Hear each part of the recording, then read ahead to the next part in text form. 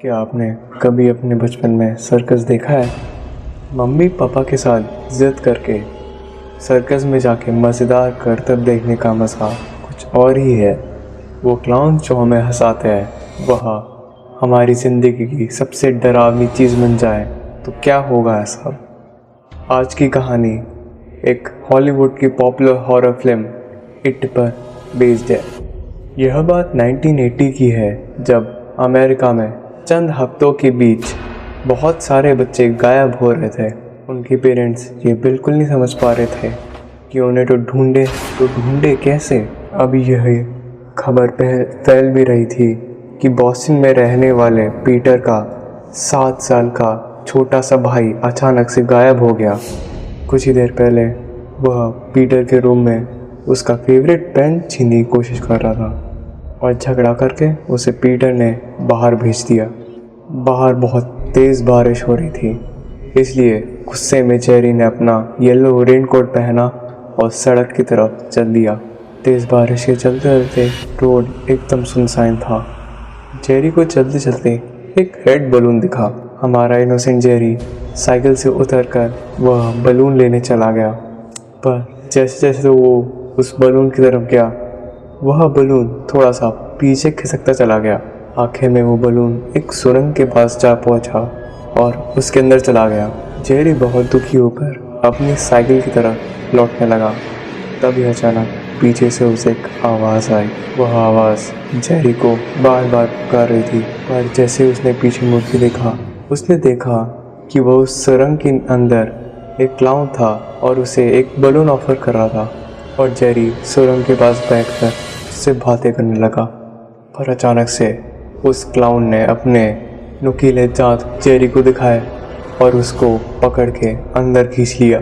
दूसरी ओर जब काफ़ी देर तक जेरी घर नहीं आया, पीटर जो कि उसका भाई था, उसको जेरी की काफ़ी फिक्र होने लग गई और वह तुरंत ही अपनी साइकिल लेकर उसे ढूंढने निकल गया। बारिश अब भी बहुत तेज़ थी और कुछ ही देर बाद उसे जेरी की साइकिल दिखी। पीटर बहुत घबरा गया और वह हर तरफ से जेरी को खोजने लगा और तभी उसकी नज़र उस गुफा में दिखी और उस गुफा के बाहर जेरी के येलो रेनकोट का एक छोटा सा उसको टुकड़ा दिखाई दिया। पीटर ने उस सुरंग के अंदर झांका, पर उसे वहाँ कुछ नहीं मिला। उसे यह तो पक्का विश्वास था कि जेरी किसी न किसी मुसीबत में है। वो तुरंत ही भागते भागते अपने दोस्तों के पास मदद मांगने गया।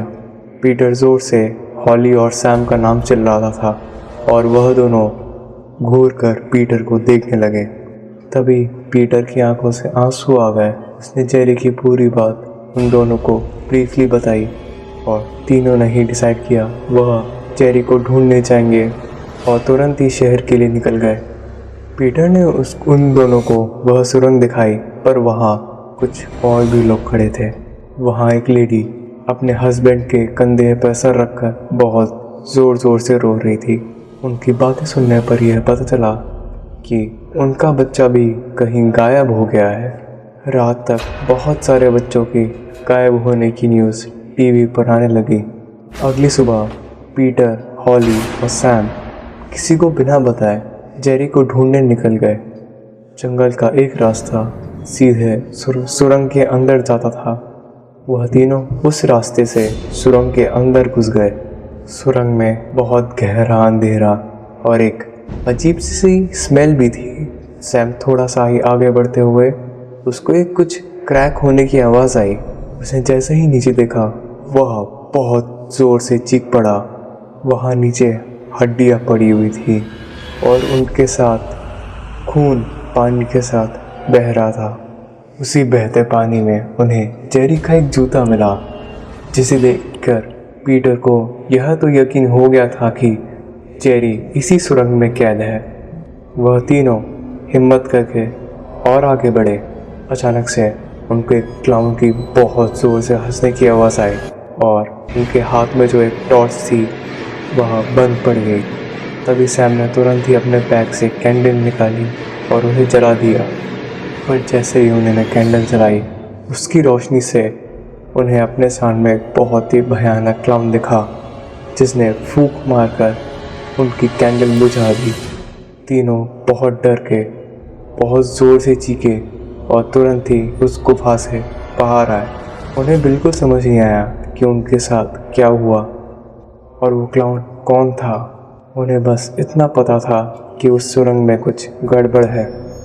तो उन तीनों ने फिर डिसाइड किया कि वह कल फिर उस सुरंग की पूरी तरह से छानबीन करने आएंगे। और अगर आपको हमारी स्टोरी इट का पहला पार्ट अच्छा लगा तो चैनल को सब्सक्राइब करें इसके आगे वाले पार्ट्स के लिए। तब तक के लिए मिलते हैं।